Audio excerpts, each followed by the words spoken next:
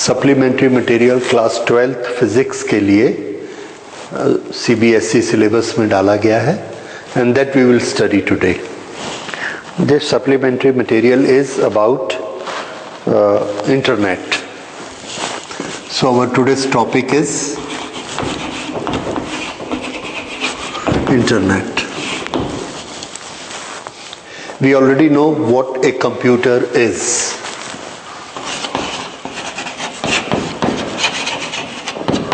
Computer is an electronic device made with many gates, and we can instruct it, give it a program, and according to the program it keep on acting.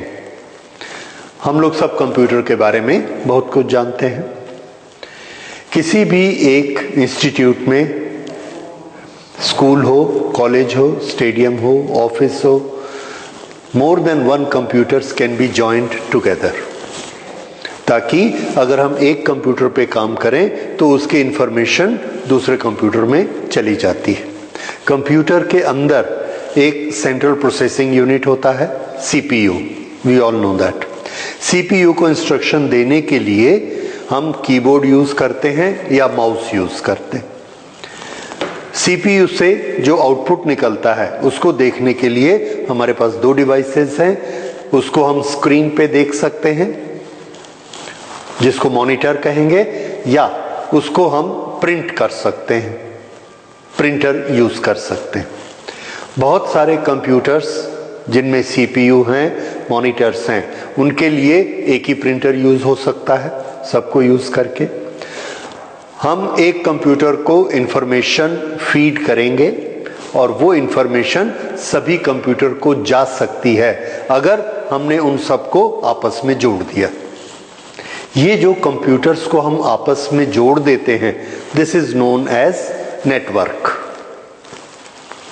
और अगर ये network हमारे एक institute में, एक school में, एक office में बना हुआ है तो उसको हम कहेंगे local area network. So that will be known as LAN.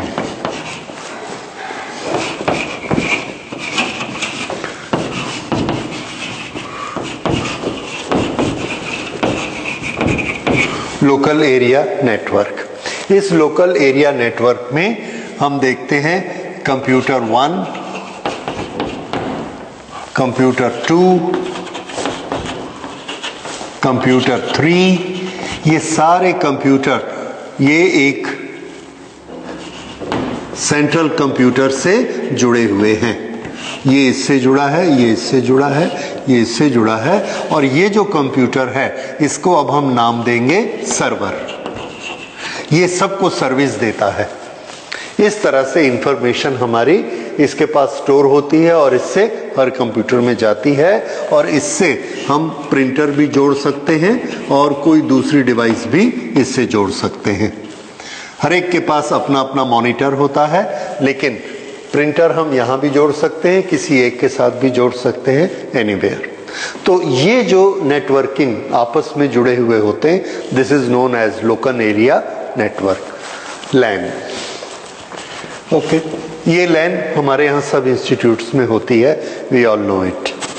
इसके बाद ऐसे LAN वाला एक ग्रुप एक दूसरे LAN वाले ग्रुप के साथ आपस में जुड़ सकता है. अगर डिस्टेंस बहुत ज़्यादा है तो हम टेलीफोन की लाइन यूज़ कर लेते हैं, और अगर उससे ज़्यादा डिस्टेंस है तो हम सैटेलाइट यूज़ कर लेते हैं. पर दो सर्वर, ये वाले दो सेंट्रल कंप्यूटर जो हैं, ये हम आपस में जोड़ देते हैं. तीसरा भी उससे जोड़ दिया, चौथा भी जोड़ दिया, पांचवा भी जोड़ दिया, तो एक बहुत बड़ा एरिया के सारे सर्वर आपस में कनेक्ट हो जाते हैं. तो ये सब इंस्टीट्यूट, सब ऑफिस आपस में कनेक्ट हो गए. ये जो एक बड़ा नेटवर्क बना, this is wide area network and we call it WAN.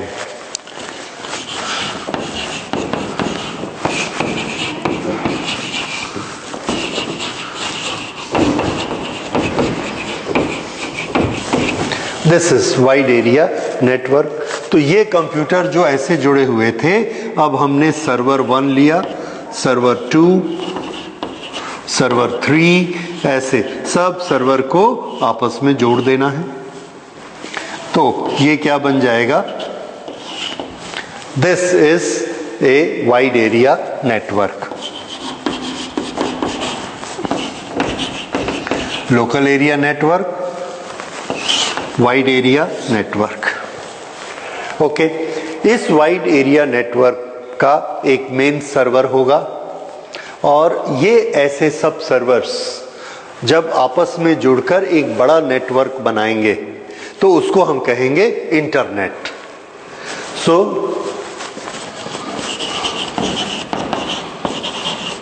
Internet is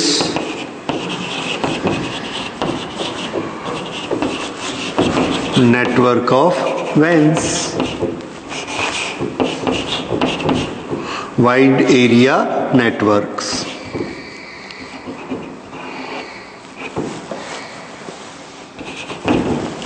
okay, तो इस तरह से लैन, वैन और सब वैन मिलाकर इंटरनेट।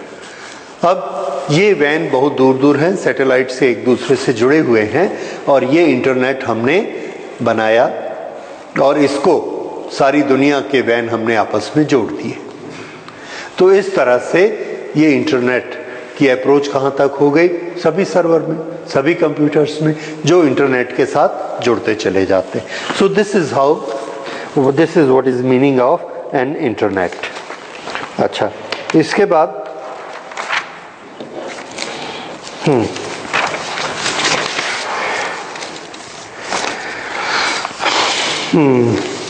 ये स्टार्ट हुआ था 1969 में अमेरिका में।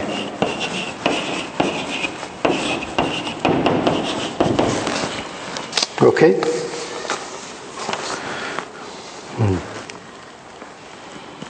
अब इसके बाद ऐसे बहुत सारे नेटवर्क दूसरे दूसरे देशों में बने।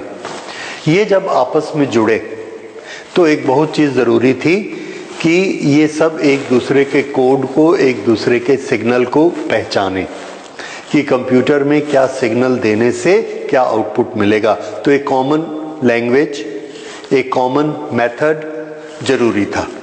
ये मेथड बनाया गया, कॉमन रूल्स बनाए गए और इन रूल्स को नाम दिया गया प्रोटोकॉल। प्रोटोकॉल मीन्स नियम। तो ये इंटरनेट प्रोटोकॉल्स बने।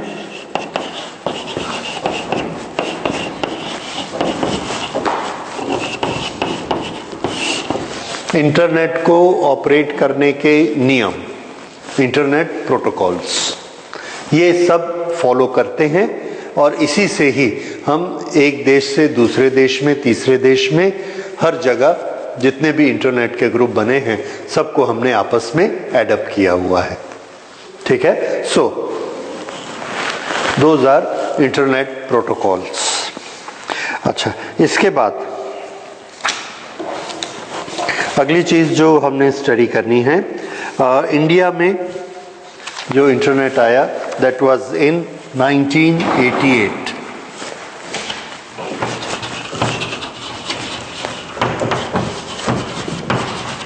और इसको विदेश संचार निगम लिमिटेड, ये गवर्नमेंट ने एक कंपनी बनाई VSNL, उन्होंने इंटरनेट फर्स्ट यहाँ पे ग्रुप बनाया और VSNL ने स्टार्ट किया। इंडिया में 1988 में ये स्टार्ट हुआ।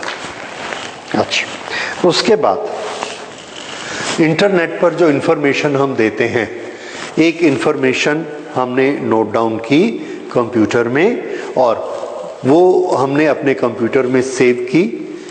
उसके साथ हमने अपना इंटरनेट का लिंक लगा दिया और उस इन्फॉर्मेशन को इंटरनेट पर कोई भी देख सकता है। ऐसी इंफॉर्मेशन जिसको इंटरनेट पर कोई भी देख सकता है उसका नाम हमने दिया वेब पेज।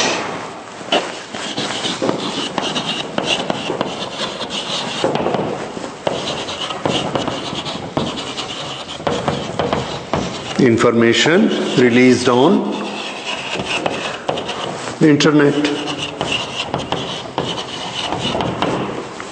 ऐसा ही ग्रुप हम बना के इसको बनाएंगे, अलग अलग information, we will call them web pages. अगर कोई कंपनी, कोई इंस्टीट्यूट एक से ज़्यादा वेब पेज बनाता है और उसके लिए अपने वेब पेज पर अप्रोच करने के लिए एक पर्टिकुलर साइट या एड्रेस देता है, तो उसे हम कहेंगे वेबसाइट। वेब पेजेस का कलेक्शन बना तो उससे क्या बनता है? वेबसाइट। तो हमने देखा है हर एक की अपनी अपनी कोई ना कोई वेबसाइट होती है जिसमें वो सारी अपनी इंफॉर्मेशन रखता है। This is collection of pages.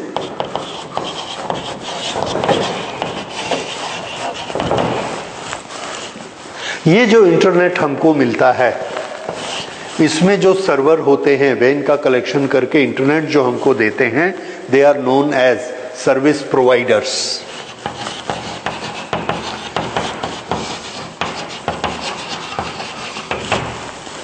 Service providers, okay.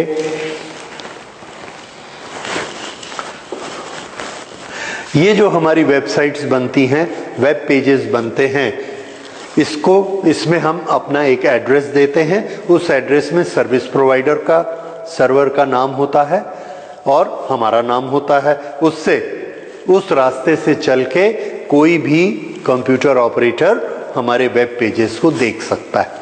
उसको हम क्या कहते हैं? Website address. ओके, तो ये वेबसाइट होती है और ये सब किसके थ्रू भेजा जाता है? Service provider. Service provider means what? जिसके पास इंटरनेट का एक सर्वर होता है, ठीक है। उससे बहुत सारे वैन्स जुड़े रहते हैं और उससे बहुत सारे लैन्स जुड़े रहते हैं। तो सारे वैन्स जुड़कर एक जो सर्वर बनाते हैं, दैट इज सर्विस प्रोवाइडर।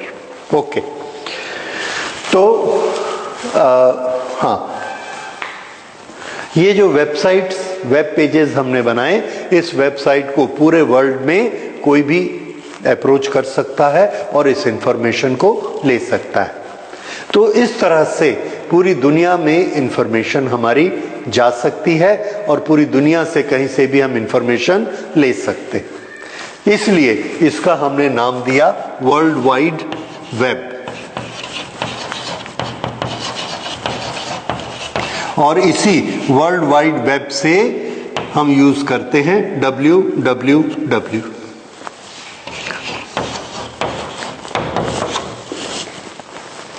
ठीक है, तो www is what? World wide web. अच्छा, उसके बाद ये एक छोटी सी इंफॉर्मेशन है। ये जो इंटरनेट सर्विस प्रोवाइडर ISP कहलाते हैं। ओके, तो ये जो इंटरनेट होता है, इसे हम कहाँ यूज करते हैं? आप सब इंटरनेट के यूज जानते हैं और उसके थोड़े से यूज देखिए। एक, पूरी दुनिया से कहीं से भी हम इंफॉर्मेशन ले सकते हैं और हम एक से दूसरे, दूसरे से तीसरे वेबसाइट पे जाते हैं, उसके वेब पेज खोलते हैं और उसकी इंफॉर्मेशन को देखते हैं। ये जो प्रोसेस है, इसको हम क्या बोलते हैं? इस काम करने को हम बोलते हैं इंटरनेट सर्फिंग।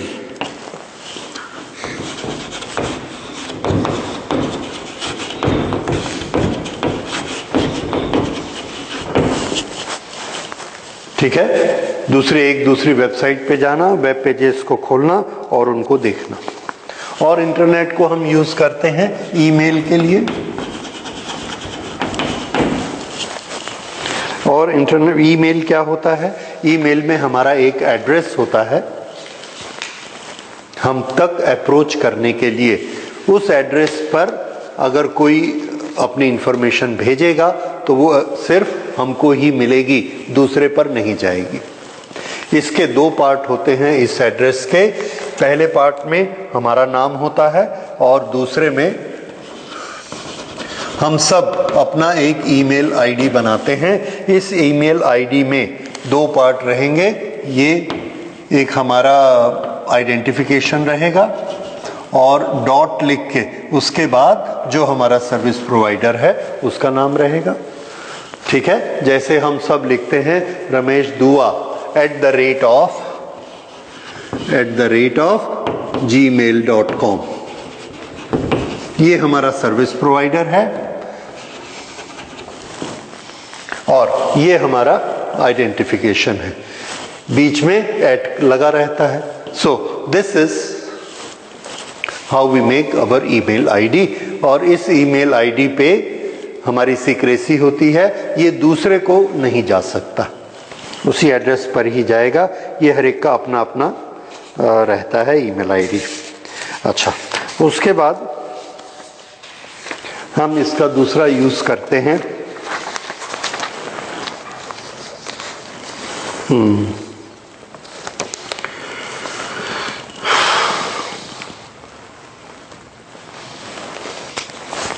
ई बैंकिंग।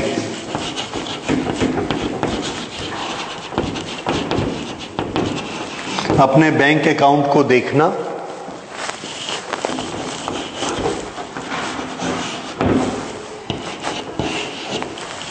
अपने बैंक अकाउंट से मनी का ट्रांजैक्शन करना, बैंक की सारी डीलिंग हम इंटरनेट के थ्रू कर सकते हैं, and that is known as e banking. इसी तरह से हम कर सकते हैं ई शॉपिंग,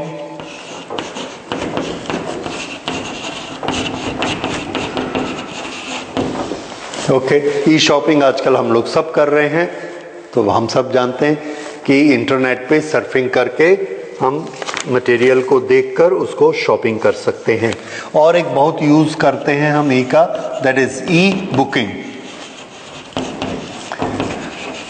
रेलवे की टिकट्स, एरोप्लेन की टिकट्स, होटल की बुकिंग, सब तरह की बुकिंग आजकल इंटरनेट पर हम लोग कर लेते हैं। So that is E booking. और सबसे लास्ट और सबसे ज्यादा पॉपुलर है ई सोशल नेटवर्किंग।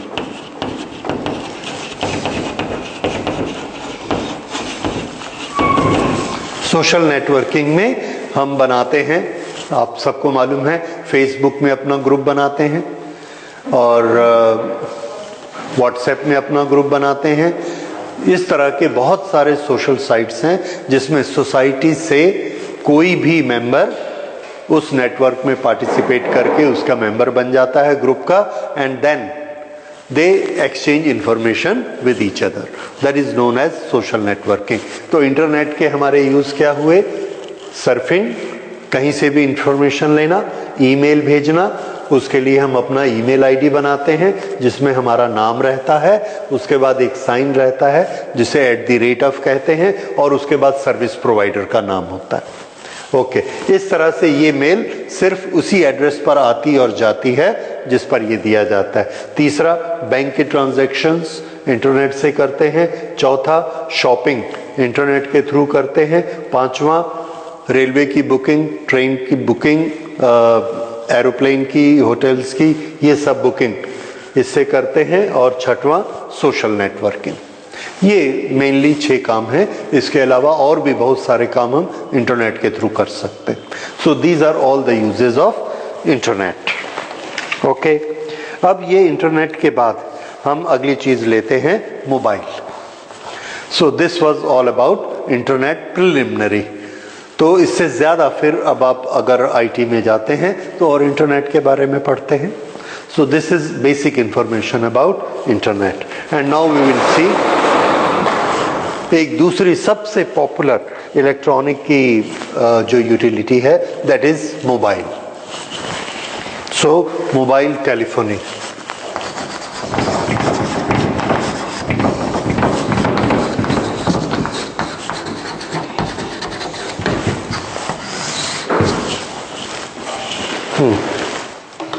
ओके, मोबाइल एक छोटा सा कंप्यूटर होता है और ये कंप्यूटर बहुत सारे काम कर सकता है। जितनी हम लिस्ट बनाते हैं आजकल तो उससे भी बहुत ज़्यादा काम कर सकता है मोबाइल ऐप डाल के। और इसको हम लोग सब जानते हैं ये किस किस तरह के काम कर सकता है। ये हमारे कॉन्टैक्ट स्टोर करके रख सकता है और हमने क्या क्या काम करना है उस वर्क की लिस्ट बना के रख सकता है। ये अपने पास कैलेंडर रख सकता है, अपॉइंटमेंट कर सकता है, अपॉइंटमेंट, ट्रैकिंग, कैलेंडर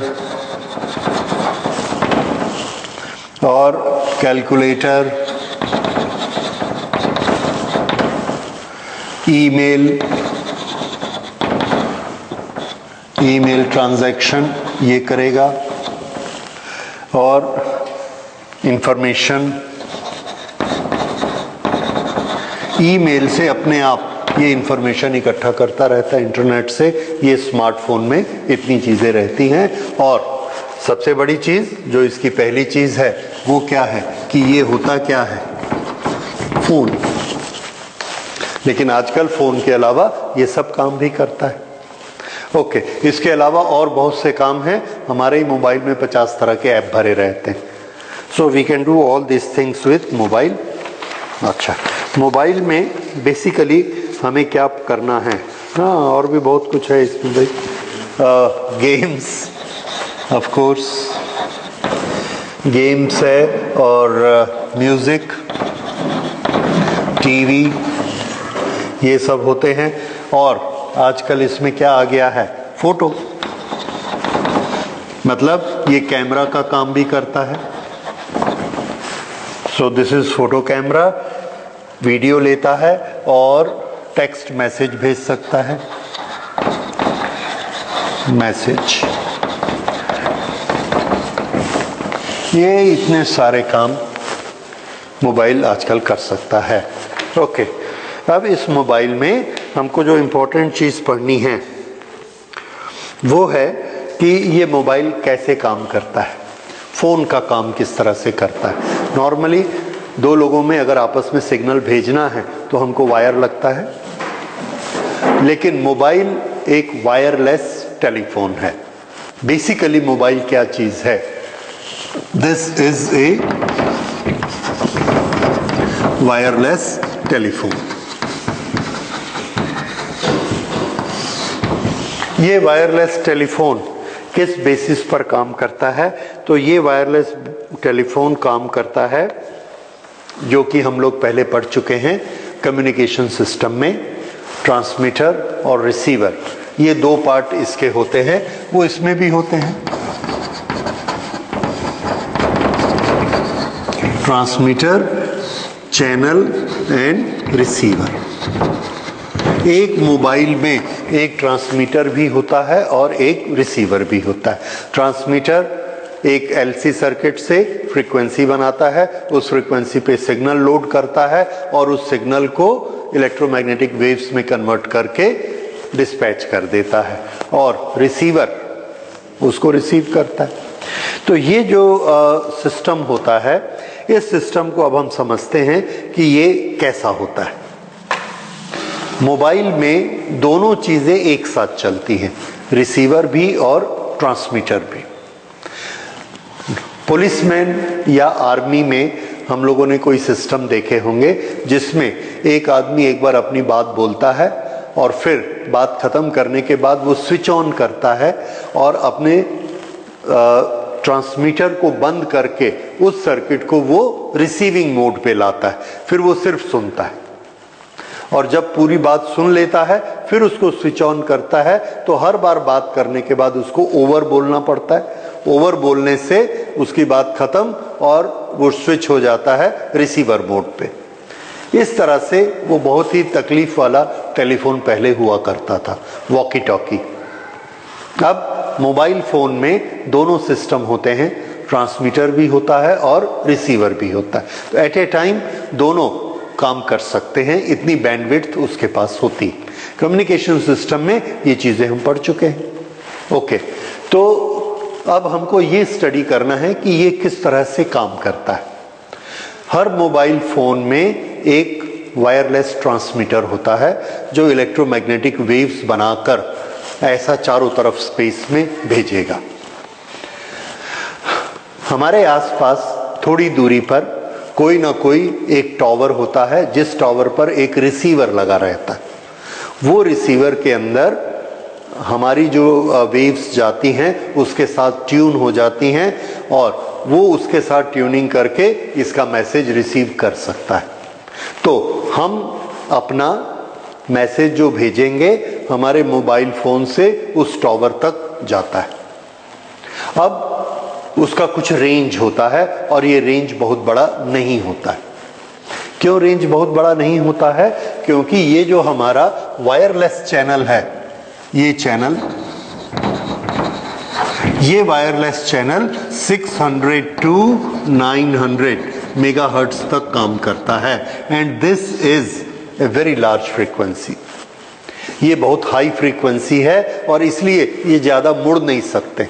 हमने क्या पढ़ा था, कम फ्रीक्वेंसी और ज़्यादा बड़ी वेवलेंथ हो तो इलेक्ट्रोमैग्नेटिक वेव बेंड हो सकती, पर ये हाई फ्रीक्वेंसी है, छोटी वेवलेंथ है, तो ये ज़्यादा बेंड नहीं होती, डायरेक्ट लाइन ऑफ साइट पे जाती।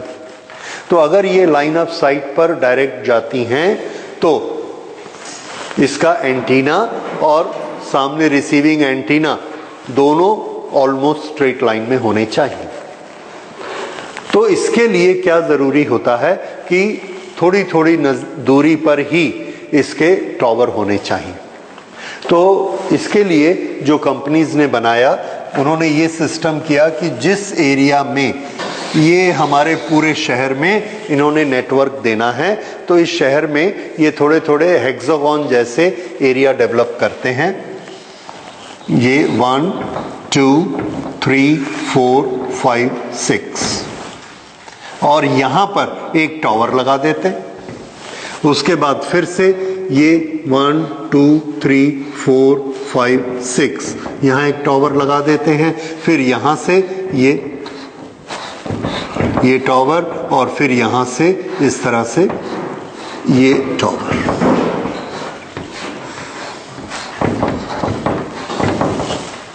ऐसे टावर बनते चले जाते हैं।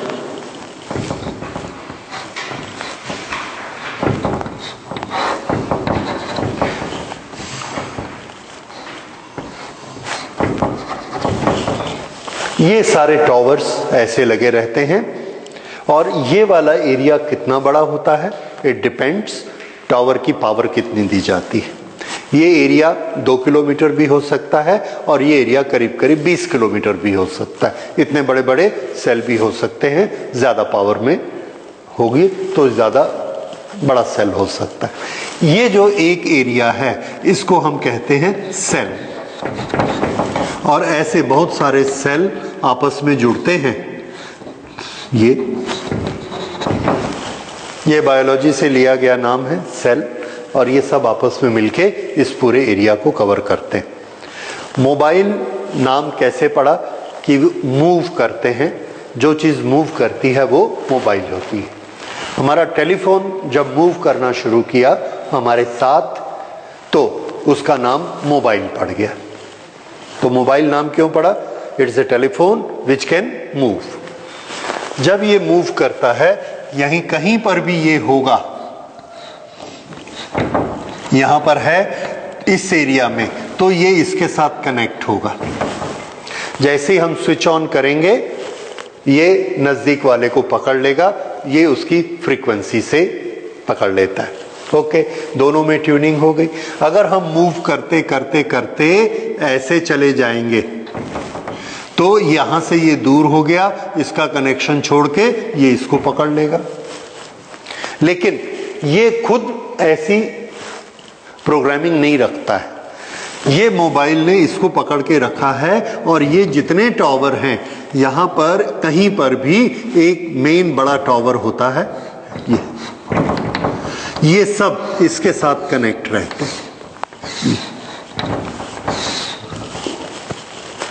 ये वाला जो एक मेन टावर रहता है इसको हम एक नाम देते हैं and we will call it as MTSO।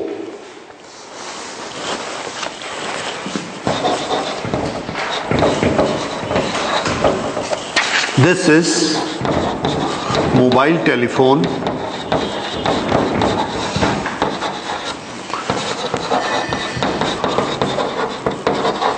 switching office.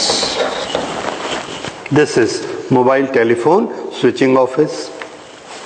ये वैसा ही होता है जैसा हमारे पास एक टेलीफोन एक्सचेंज लैंडलाइन के लिए होता है। तो लैंडलाइन के टेलीफोन एक्सचेंज में सभी टेलीफोन उससे जुड़ते हैं। हमारा टेलीफोन हमेशा कहाँ जाएगा? एक्सचेंज में। और जिसको हमने फ़ोन करना है उसका फ़ोन भी कहाँ जुड़ा हुआ है? एक्सचेंज में। एक्सचेंज उन दोनों को जोड़ता है। वही काम यहाँ किसका होता है? ये MTSO का। यहां पर हमारा टेलीफोन किससे जुड़ा है? इस टावर से, और इस टावर के थ्रू वो किससे जुड़ा है? MTSO से। जैसे ही हम यहां से यहां शिफ्ट होते हैं, MTSO का ये जो कनेक्शन है, MTSO देखता है कि हम इसके नजदीक हैं, तो वो हमारा नेटवर्क किससे जोड़ देता है? इससे। फिर जब हम यहां मूव करेंगे तो ये इससे जुड़ जाएगा और ये MTSO से जुड़ जाएगा। इस तरह से MTSO हमेशा हमारे मोबाइल के साथ जुड़ा रहता है। किसके थ्रू? लोकल सेल, ये लोकल सेल में जो एंटीना है उसके थ्रू। तो ये वाले जो एंटीना है ये जगह जगह लगे रहते हैं। ये बात समझ में आ रही है? हम यहां पर हैं, इसके साथ जुड़े हैं और इससे MTSO से जुड़े हैं ये, और अगर हम यहां मूव कर जाते हैं तो हम तुरंत इसके साथ जुड़ जाते हैं और फिर किससे जुड़ जाते हैं? MTSO से। ये जो जंक्शन पॉइंट है, यहां पर स्ट्रॉन्ग बहुत होता है सिग्नल। जैसे जैसे हम ये दूर जाते हैं ये सिग्नल वीक होता है। एक पर्टिकुलर पॉइंट पर हम स्विच हो जाते हैं, दूसरा टावर पकड़ता है, इससे MTSO में चले जाते हैं। अगर हमारे शहर की नेटवर्किंग अच्छी नहीं है, कई बार ऐसा हो जाता है कि ये डिस्टेंस बहुत ज़्यादा है और यहाँ बीच पर हमको थोड़ा सा डेड स्पेस भी मिलता है। कभी फील किया आपने? नहीं किया? यहाँ से जाते हुए देखिए, यहाँ से अगर आप दर्री जाएंगे, जैसा ही नए पावर हाउस पार करेंगे, कोहड़िया के पहले पार करेंगे, आपका टेलीफोन बंद हो जाएगा मोबाइल, और 5 सेकंड बाद जैसे ही कोहड़िया पार करेंगे फिर चालू हो जाएगा। वो उधर से दर्री का पकड़ लेगा दूसरे सेल में, और यहाँ कोरबा का सेल चल रहा है, वीक होते होते यहाँ जाके बहुत वीक हो जाएगा। हमेशा जैसे ही ये पावर हाउस आप पार करके उतर के ऐसा मुड़ के जाएंगे, उस जगह पर देखेंगे बातचीत हमारी डिस्टर्ब हो जाती है, बंद हो जाता है फोन। ठीक है, ये प्रॉब्लम होता है। इस तरह से ही अगर आप यहाँ से कुसमुंडा जाएंगे तो कुसमुंडा का जो पेट्रोल पंप है उसके पहले बीच में टेलीफोन बंद हो जाता है, ये वाला बाउंड्री पड़ेगा। और जैसे ही हम पेट्रोल पंप तक पहुंचते हैं, ये कुसमुंडा का टावर यहाँ पर अपनी स्ट्रेंथ दिखाता है, हम उसके रेंज में आ जाते हैं। तो आइडियली स्पीकिंग ये वाले टावर काफ़ी नज़दीक होने चाहिए ताकि बीच में नो पावर वाला जोन मत आए। लेकिन हो सकता है कई कंपनीज का सोचना रहता है इकोनॉमी के लिए ज़्यादा दूर रखते हैं, बीच में ज़्यादा पॉपुलेशन भी नहीं होती है तो वहाँ पर वो नहीं भी रखते हैं। एनीवे, पर उससे हमारा कॉल ब्रेक होता है, वो नहीं होना चाहिए।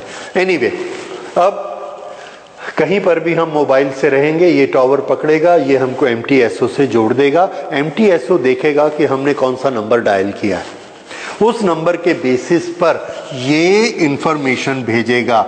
किसको? एक दूसरे MTSO को भेजेगा, पूरे इंडिया के MTSO को भेजेगा। और वो सारे MTSO क्या करेंगे? उसके एरिया में जितने सेल हैं सब सेल को, उस नंबर को सर्च करेंगे। जितनी देर ये सर्च होता है हमारा मोबाइल टिक टिक टिक टिक करता रहता है, क्योंकि जरूरी नहीं है कि जिसको हमने कॉल किया वो यहाँ पर हो। ये यहाँ से यहाँ जाएगा और ये सैटेलाइट के थ्रू भी जा सकता है, फिर यहाँ से दूसरे में जाएगा, तीसरे में जाएगा, चौथे में जाएंगे, पूरे इंडिया में सर्च करेगा, पूरी दुनिया में सर्च करेगा। इस तरह से जहाँ पर भी उसको वो नंबर मिलेगा वहाँ के MTSO से कनेक्ट होगा। वो MTSO यहाँ पर जो सेल वर्क बना हुआ है, ये इस सेल से ये ऐसा कनेक्ट कर देगा और उस टावर से जिसको हमने कॉल किया है ये इसको कनेक्ट कर देगा। ये सिस्टम होता है हमारे सेल फोन से। ये जो हमारा फोन है दैट इज मोबाइल फोन, वो एक सेल के अंदर काम करता है, इसलिए हमने इसका एक और नाम क्या रख दिया? Cell phone. तो सेल नाम कहां से आया, समझ में आया? ये जो सेल बने हुए हैं, एक सेल के अंदर एक टावर होता है, इसके अंदर हमारा मोबाइल काम करता है, इसलिए इसका नाम सेल। ओके, तो हमारा मोबाइल इस सेल के टावर से कनेक्ट होगा, उस टावर के थ्रू MTSO से कनेक्ट होगा, ये MTSO दुनिया के वाले MTSO से जुड़ा हुआ है और उससे फिर वो कॉलर के सेल को सर्च करेगा और उस सेल से वो वाला सेल अपने चारों तरफ उस मोबाइल नंबर को सर्च करेगा, तब जाकर हमारा उससे कनेक्शन होता है। लेकिन इस पूरे में भी कुछ सेकंड ही लगते हैं। हमने देखा है 2 सेकंड, 4 सेकंड, 5 सेकंड, 10 सेकंड, उसमें हमको वो नंबर ट्रेस हो जाता है। हाँ, अगर कोई नॉन अप्रोचेबल जगह है तो फिर 5-7 सेकंड, 10 सेकंड बाद जवाब भी आ जाता है, नॉट ट्रेसेबल का, नॉट अप्रोचेबल का।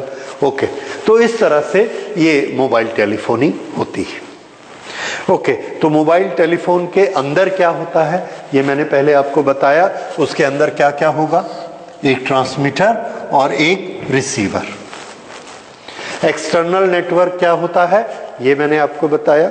ट्रांसमीटर ट्रांसमिट करेगा सिर्फ नियरेस्ट टावर तक, उसके बाद ये टावर MTSO, दूसरा MTSO, और इससे जो इलेक्ट्रोमैग्नेटिक वेव निकलेंगी उसको, जिसको हमने कॉल किया है, उसके टेलीफोन का कौन सा पार्ट काम में आएगा, रिसीवर, वो उसको ट्यून करके सिग्नल देगा कि वो कहां पर प्रेजेंट है, तब MTSO उनका आपस में कनेक्शन कर देगा। समझ में आया? इस तरह से मोबाइल आपस में कनेक्ट हो जाते हैं। Okay, so this is about mobile. Her mobile में एक सर्किट लगा रहता है, जो सर्किट उसकी आइडेंटिफिकेशन करता है। तो जो सब्सक्राइबर रहता है उसका ये आइडेंटिफिकेशन होता है, this is subscriber identification.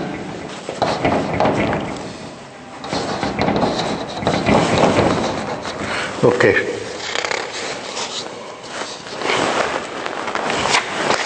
and this we call as SIM.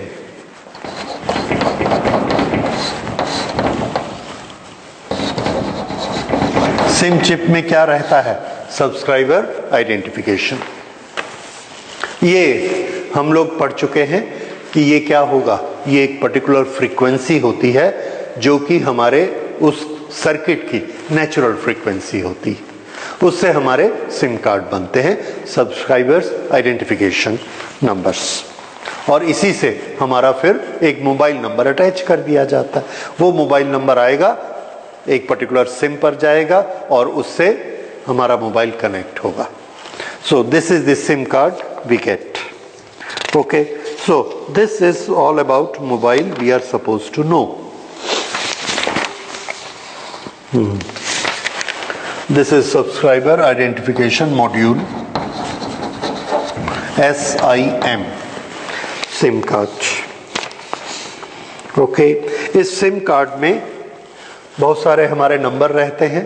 तो ये इंडिया में ये या पूरी दुनिया में ये जो नंबर हैं हम सबको मालूम है कितने डिजिट होते हैं। हाँ, 10 डिजिट। 10 डिजिट में जो पहले 4 डिजिट रहेंगे ये ऑपरेटर को, हर ऑपरेटर को अलग अलग अलॉट कर दिए जाते हैं, और उसके बाद ये ऑपरेटर और इसके बाद के जो 6 डिजिट हैं ये यूजर का आइडेंटिफिकेशन होता है। और इसके पहले आपने देखा होगा ये हम लगाते हैं, ये क्या चीज है,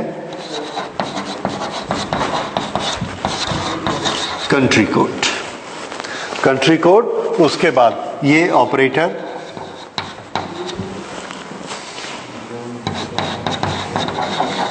ये, और ये यूजर का आइडेंटिफिकेशन। इस तरह से हमारा पूरा मोबाइल नंबर बनता है। ठीक है, ओके। मोबाइल के नेटवर्क में हमारी जो सिग्नल जाते हैं उस सिग्नल की स्पीड उसकी फ्रीक्वेंसी पे डिपेंड करती है कि 1 सेकंड में वो कितने सिग्नल जनरेट करता है। उतनी बड़ी वेव, उतने ज़्यादा मैसेज, उतना ज़्यादा डाटा हम 1 सेकंड में भेज सकते हैं। तो जब हमने शुरू किया था तो 1 सेकंड में बहुत कम डाटा जाता था, उसके बाद डेवलपमेंट हुआ, और ज़्यादा डाटा 1 सेकंड में भेजने लगे, और डेवलपमेंट हुआ, और ज़्यादा भेजने लगे। 3 बार ये डेवलपमेंट हो चुका है, तो इसका हम नाम रखते हैं generation. 1G speed, 2G speed, 3G speed. तो अभी हम लोग सब 3G स्पीड एंजॉय करते हैं, और धीरे धीरे अब ये 4G में जा रहा है। तो 3G में इतनी स्पीड होती है कि हम इंटरनेट पे काम कर लेते हैं, और स्काइप पे भी काम कर लेते हैं, एक दूसरे का फोटो भी देख सकते हैं, क्योंकि उसमें डाटा बहुत ज़्यादा लगता है। लेकिन अगर हमको फिल्म्स देखनी हो, कंटिन्यूअस फिल्म देखनी हो, टीवी शो देखने हो, तो 3G से और ज़्यादा 4G हम यूज़ कर सकते हैं, क्योंकि उसमें पर सेकेंड डाटा और ज़्यादा आता है। तो G किसके लिए स्टैंड करता है? Generation. 1G, 2G, 3G and 4G। ये क्या बताते हैं? This is speed, speed of data exchange. तो इस तरह से ये अभी हम 4G तक पहुंचे हैं। ठीक, तो ये हमारा होता है मोबाइल सिस्टम। इसके बाद और एक एडवांस चीज हम लोग देखेंगे, that is GPS, global positioning system. तो ग्लोबल पोजिशनिंग सिस्टम क्या होता है? हम दुनिया में कहाँ पर हैं, इसकी पोजीशन हम भी देख सकते हैं, दूसरे भी देख सकते हैं, और हम कैसे मूव कर रहे हैं, कहाँ जा रहे हैं, उसकी ट्रैकिंग हम रख सकते हैं। That is known as global positioning system. इसमें बहुत सारे इसके यूज हैं। कोई भी लोकेशन कहाँ पर है उसका एक एड्रेस बन सकता है, और उस एड्रेस पर हम जा सकते हैं मैप के ऊपर ट्रैवल करते हुए। हम कहाँ पर हैं, वो लोकेशन कहाँ पर है, इन दोनों को देखने वाला एक सैटेलाइट सिस्टम है, और ये दुनिया के हर लोकेशन को देख सकता है, और देखकर उसका डाटा हमको भेज सकता है, उसकी पिक्चर भेज सकता है, उसका एड्रेस हमको भेज सकता है, और उसका जो मूवमेंट हो रहा है उस पॉइंट का, अगर हम एक कार में बैठे हैं और हमारी कार की लोकेशन चेंज हो रही है, तो ग्लोबल पोजिशनिंग सिस्टम उस चेंजिंग डाटा को हमारे पास भेज सकता है कि हम कितने लॉन्गिट्यूड पर हैं, कितने लैटिट्यूड पर हैं, और किधर किधर मूव कर रहे हैं। तो ये जीपीएस सिस्टम किस तरह से काम करता है? ग्लोबल पोजिशनिंग सिस्टम हमारी पोजीशन को बताता है कि हम ग्लोब के किस पॉइंट पर लोकेटेड हैं, और किसी भी ऑब्जेक्ट की पोजीशन को ही बता सकता है। किस तरह से बताता है उसकी प्रोसेस को देखिए। हमारी अर्थ के चारों तरफ सैटेलाइट प्रोजेक्ट किए जाते हैं, और ये सैटेलाइट उसके चारों तरफ ऑर्बिट करते हैं। ये सैटेलाइट के नंबर्स होते हैं 24 पोलर सैटेलाइट्स हम इस पर भेजते हैं, और उनकी हाइट होती है 24 satellites at height of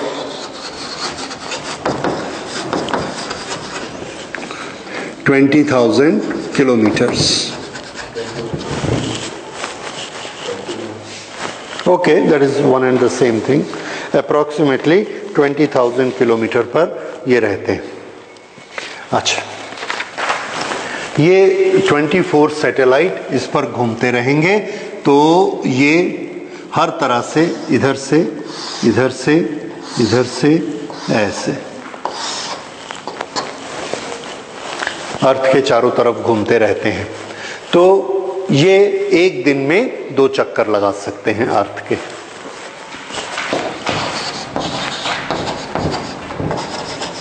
two rounds in 1 day. ये इसकी स्पीड रहती है। ओके, तो ये जब स्पीड से चलते हैं तो किसी भी टाइम पर हम अगर स्पेस में देखेंगे तो हमको कम से कम 3 सैटेलाइट दिखेंगे। नॉर्मली ये ऐसे बनाए जाते हैं कि हमको 4 सैटेलाइट दिखते हैं, 4 सैटेलाइट्स एट ए टाइम। बाकी अर्थ के उस तरफ रहेंगे, कोई इस तरफ रहेगा, कोई इस तरफ रहेगा, पर हमको स्पेस में कितने दिखेंगे? Minimum 3 to 4। ठीक है, ये जरूरी होता है, इतने सैटेलाइट हमको दिखते हैं। ओके, तो ये जो सैटेलाइट अगर हमारी डिवाइस में जीपीएस सिस्टम है, जैसे अगर हमारे मोबाइल में जीपीएस सिस्टम है, तो हम जैसे ही उस जीपीएस सिस्टम को ऑन करेंगे, वो उसकी फ्रीक्वेंसी, वो फ्रीक्वेंसी हो जाएगी जीपीएस की फ्रीक्वेंसी, और वो दोनों आपस में रेजोनेंट करेंगी और उसको वो वाला मोबाइल के साथ उसका कनेक्शन हो जाएगा। जब किसी एक सैटेलाइट का मोबाइल के साथ कनेक्शन हो जाता है तो वो सैटेलाइट क्या करता है? तो आंसर है, वो सैटेलाइट उस मोबाइल से अपना डिस्टेंस मेजर करता है। जैसे ही हमारे मोबाइल का उस सैटेलाइट के साथ कनेक्शन होता है, तो वहां से जो एक वेव आएगी, आकर रिफ्लेक्ट होकर वापस जाएगी, उसका वो टाइम नोट करता है, टाइम। और वेव के आने की स्पीड हम सबको मालूम है 3 × 10⁸। उस स्पीड से अगर उसको टाइम भी पता हो तो स्पीड मल्टीप्लाइड बाय टाइम क्या देता है? डिस्टेंस। तो वो तुरंत उसका कंप्यूटर क्या रीड कर लेता है कि हमारा डिस्टेंस कितना है, ये उसकी रीडिंग होती है। अब डिस्टेंस उसको पता लग जाता है, लेकिन उसको डायरेक्शन नहीं पता लगती। अब अगर उसको डिस्टेंस पता लगा, और ये डिस्टेंस बहुत ही बारीक डिस्टेंस होता है, यानी उसका करेक्शन बहुत ज्यादा होता है, अप टू सर्टेन मीटर, यहां तक कितने किलोमीटर और कितने मीटर है, ये उसकी एक्यूरेसी बहुत ज्यादा होती है। तो इतनी एक्यूरेसी से वो डिस्टेंस को कैलकुलेट कर लेता है। अब वो डिस्टेंस की डायरेक्शन उसको नहीं पता है, तो वो क्या सोचता है कि यहां से अर्थ की तरफ इतना डिस्टेंस, मान लो ये डिस्टेंस आया 21,528.7 किलोमीटर। तो इतना मैंने डिस्टेंस लिया, ये डिस्टेंस है मान लो x डिस्टेंस यहां, तो इधर तो अर्थ नहीं है, सैटेलाइट के अर्थ नीचे। तो जैसे ही ऐसा करेंगे, x किलोमीटर पर जाकर वो अर्थ को कहीं टच करेगी, मतलब उसको क्या लगेगा कि मेरा मोबाइल यहां होना चाहिए, जहां पर हम इसको ऐसा टच कर रहे हैं। लेकिन ये भी तो हो सकता है कि उतना x डिस्टेंस पे इधर भी तो अर्थ है, यहां भी हो सकता है, उतने ही डिस्टेंस पे इधर भी अर्थ है, उतने ही डिस्टेंस पे इधर भी अर्थ है। तो उतने डिस्टेंस वाले उसको कितने पॉइंट मिलेंगे? ये ऐसे पूरे, क्या मिला उसको? एक सर्कल। समझ में आ रहा है? एक कोन की कल्पना करिए, कोन के ऊपर कौन है? जैसे आइसक्रीम कोन होती है उल्टी, तो ऊपर में सैटेलाइट और नीचे जो सरकमफ्रेंस है वो सबका डिस्टेंस बराबर है। तो उसको ये लगता है कि यहां कहीं पर भी ये वाला मोबाइल है। तो पूरी अर्थ में से एक सर्कल उसने बना लिया, ये इस तरह से, ये इसके ऊपर यहां पर सैटेलाइट है, इस सैटेलाइट ने ये डिस्टेंस यहां से ऐसे लिया, तो यहां पर कहीं होना चाहिए। अब हमारी नजर में स्पेस में कितने सैटेलाइट आते हैं? 3-4। एक दूसरा सैटेलाइट भी हमको देख रहा है, उसने भी डिस्टेंस निकाला।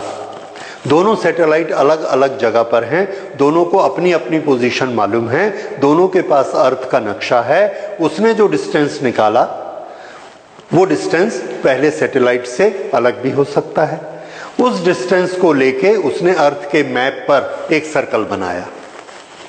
उसने वो सर्कल बनाया तो वो सर्कल ऐसे बना, ये। तो उसका क्या कहना है दूसरे सैटेलाइट का कि मोबाइल यहां कहीं है, कहीं पर भी। इसका कहना है कि यहां कहीं है। तो हमको समझ में आ गया, या तो मोबाइल यहां पर है या यहां पर है। तो जो कंप्यूटर इसका कंट्रोल कर रहा है उसको क्या पता लगा कि यहां पर है या यहां पर है। तो उसने तीसरे सैटेलाइट से पूछा, 3 सैटेलाइट थे, तो तीसरे सैटेलाइट ने अपना सर्कल बताया। उसने बोला कि ये यहां कहीं है। ये सैटेलाइट 1 की रिपोर्ट ये सैटेलाइट 2 की रिपोर्ट, ये सैटेलाइट 3 की रिपोर्ट, और आपका मोबाइल पकड़ा गया। समझ में आ गया? तो ये हमारे मोबाइल की पोजीशन है x। इस तरह से हमको कितने सैटेलाइट का डाटा चाहिए? कम से कम 3 का चाहिए। चौथा आ गया और अच्छा, वो भी यहां से देगा। चौथे से हम ये भी पता कर सकते हैं कि हाइट कितनी है। जैसे एक एरोप्लेन उड़ रहा है, वो 4 किलोमीटर की हाइट पर है, 8 किलोमीटर की हाइट पर है, ये चौथा सैटेलाइट भी बता देगा। अगर हमारे पास चौथा सैटेलाइट है तो हम तीनों डायमेंशन बता सकते हैं, एक्स, वाई और जेड। अदरवाइज ये 3 से हम उसकी लोकेशन बता सकते हैं, चौथा होने से अल्टीट्यूड भी बता देंगे। इस तरह से जीपीएस सिस्टम 3 सैटेलाइट या 4 सैटेलाइट की मदद से हमारी एग्जैक्ट लोकेशन ट्रेस कर लेता है। अब हमने अपना मोबाइल ऑन किया, सिग्नल सैटेलाइट पे गया, सैटेलाइट्स का जो कंट्रोलिंग कंप्यूटर है उसने हमको ट्रेस कर लिया। उसने हमको ट्रेस करके अर्थ का मैप उसके पास है, उस मैप पर उसने एक ब्लिंक बनाया और हमारे मोबाइल के स्क्रीन पर उसको ट्रांसमिट कर दिया। हमको क्या पता लग गया कि हम अर्थ में कहां पर हैं, हमारी लोकेशन आ गई। इस तरह से अर्थ पर वो हमारी लोकेशन को ट्रेस कर लेता है। अब उसके बाद हम इसमें जो भी चाहें उसका यूज कर सकते हैं। जैसे हमने उसको कोई एड्रेस बताया तो अर्थ के सारे एड्रेस वो जानता है, कंप्यूटर में पहले से फीड किए, नहीं है तो वो जवाब दे देता है कि मैं नहीं जानता इस एड्रेस को। और अदरवाइज उस एड्रेस को अगर वो जानता है तो उसकी लोकेशन भी अर्थ के मैप पे हमको बता देगा। फिर हमने उसको बोला कि हमको वहां पर जाना है तो वो हमको उसका रास्ता भी बता देता है उस मैप के चलते। और जैसे ही हमारा मूवमेंट होता है, एक लोकेशन से दूसरी लोकेशन पर जाएंगे, यहां से चल के हम यहां चले गए तो सबसे हमारा डिस्टेंस बदल गया, सब ने फिर से सर्कल बनाए और ये हमारी दूसरी लोकेशन बन गई, तीसरी लोकेशन बन गई, चौथी लोकेशन बन गई। तो हम क्या देखते हैं अपने जीपीएस पे, मोबाइल पे, कि वो जो पॉइंट उसने हमारा ट्रेस किया है वो पॉइंट लगातार चल रहा है। और अर्थ के मैप के साथ उसका सिंक्रोनाइजेशन इतना अच्छा होता है कि हम जिस रोड पर जा रहे हैं, जिस गली में जा रहे हैं, उसमें वो जाते हुए हमको दिखाता रहता है। This is GPS system. तो ये जो जीपीएस सिस्टम है, this is global positioning. Okay, अब ग्लोबल पोजिशनिंग सिस्टम के हमारे एप्लीकेशंस क्या होते हैं?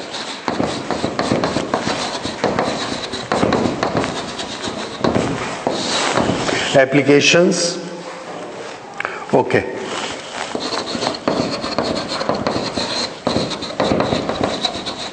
नेविगेशन के काम में आता है, मैप डिजाइनिंग, उसके बाद व्हीकल मूवमेंट,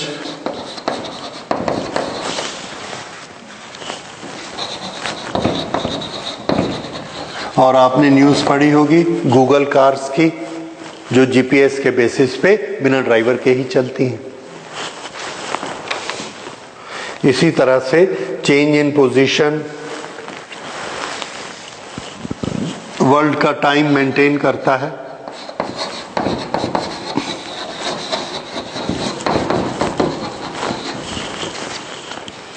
और उसके बाद ट्रैकिंग,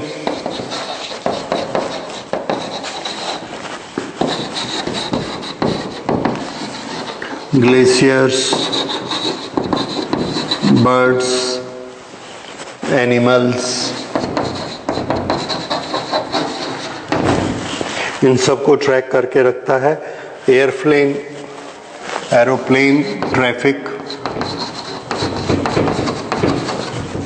ये तो बिना जीपीएस के हो ही नहीं सकता। Aeroplane traffic is required. इस तरह से ये सारी चीज़ें कर सकता है। और आजकल तो ब्लाइंड बच्चे भी इसको यूज़ करते हैं। उनका जो टॉकिंग मोबाइल होता है वो उनको उनकी लोकेशन बताता रहता है।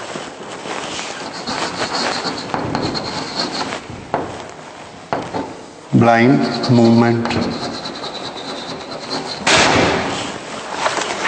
ओके। तो ये जीपीएस सिस्टम होता है और जीपीएस सिस्टम के लिए हमको चाहिए क्या? कंप्यूटर। और एक छोटा सा कंप्यूटर हमारे हाथ में रहता है, मोबाइल। तो मोबाइल में जीपीएस सिस्टम लग सकता है, कार में जीपीएस सिस्टम लग सकता है और इस तरह से किसी भी कंप्यूटर में जीपीएस सिस्टम लग सकता है। तो जैसे जैसे उसका मूवमेंट होगा वैसे वैसे उसकी लोकेशन ये कंप्यूटर ट्रेस करके वहाँ पर बताते जाएंगे। सो this is all about GPS system. So this is internet, mobile telephony and GPS। ये वाला सिलेबस थोड़ा सा और ऐड किया गया है, तो इसमें 1 मार्क 2 मार्क क्वेश्चन आ सकते हैं थ्योरेटिकली। ये क्या होता है, वो क्या होता है, so you can give information of anything. Okay, so with this our syllabus is now over, class 12 syllabus.